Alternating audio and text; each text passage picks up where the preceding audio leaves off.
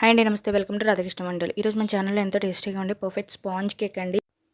ముందుగా mixie jar తీసుకొని పంచదార అలాగే కార్న్‌ఫ్లోర్ వేసి మిక్సీ పెట్టుకోవాలండి. ఇప్పుడు 2 ఎగ్స్ తీసుకొని అందులో ఎగ్ వైట్ సెపరేట్ చేసుకోవాలండి. ఎగ్ వైట్ బాగా బీట్ చేసుకున్న తర్వాత అందులో మనం మిక్సీ పట్టుకున్న షుగర్ పౌడర్ అయితే వేసుకోవాలి. తర్వాత ఎగ్ అయితే వేసుకొని బీట్ చేసుకోవాలండి. అలాగే కొంచెం వెనిలా ఎసెన్స్, అలాగే హాఫ్ కప్ మైదా పిండి, అలాగే బేకింగ్ పౌడర్, అలాగే baking soda 2 table spoon milk అయితే వేసుకొని ఈ విధంగా కట్ అండ్ ఫోల్డ్ మెథడ్లో కలుపుకొని 4 టేబుల్ స్పూన్ ఆయిల్ అయితే వేసుకొని మరొకసారి కలుపుకోవాలండి మొత్తం కలిసేటట్లు.